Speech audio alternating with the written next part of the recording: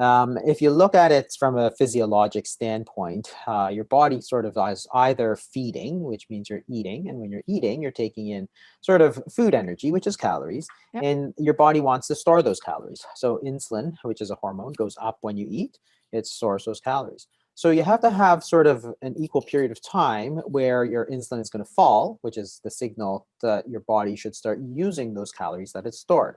So it's a balance there, right? It's a balance between feeding, which is storing calories, and fasting, which is using the calories that you've stored. That's really all it is. And you're supposed to have this natural cycle, which is why you have a word breakfast, break your fast, Right. because you're not supposed to eat all the time. If you never fast, then you're just going to be storing calories all the time, which means you're going to gain body fat, because body fat is really no more or less than a store of those food calories, right?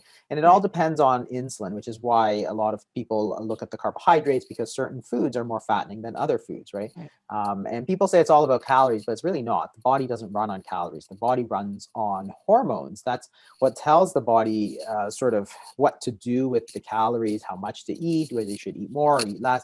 Everything in the human body is run on those hormones, and the fasting is a way to sort of adjust those hormones so that you can lose some of the body weight.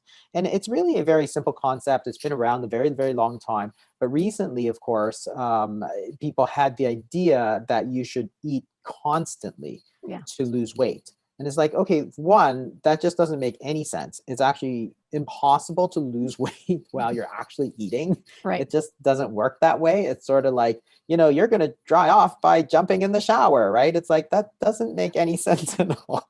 You only lose weight when you're not eating. That's the only way you can do it. So, Right. but it had become very, sort of, oh, eat it the minute you get up, never skip breakfast, and don't stop eating until you go to bed, and that's the way to lose weight. It's like, one, that doesn't make any common sense. It doesn't make any physiologic sense. You need to have that period of fasting. And in the old days, your grandmother might say, oh, you need time to digest your food, right? That's really all we're talking about. It's Right. especially important as you get older, because with menopause, perimenopause, and as men get older, because there are changes as well. So with women there's a change, but men's testosterone also tends to Yep. decline over time, which makes weight loss a lot harder, actually. But because of the changes with age, it's especially important to make sure that we have these periods of fasting, so that we can allow our bodies to use the calories that are stored away. That's what body fat is. That's Yeah. what glucose is. So if you have type 2 diabetes, prediabetes, again, that's another way to allow your body to use it. Hmm. And the thing is that it's a completely natural way to do it, right? There's no drugs involved. They're not It's doing any free. sort of weird surgery. It's free. And it's been done for thousands of years. So if there was a problem with fasting, we would have figured it out sort of Right. 2,000 years ago.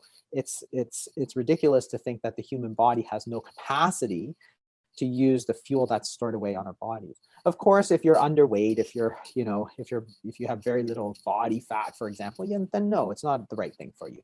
But for most of us in North America who have enough body fat, and sometimes too much body fat, then it is a very good solution.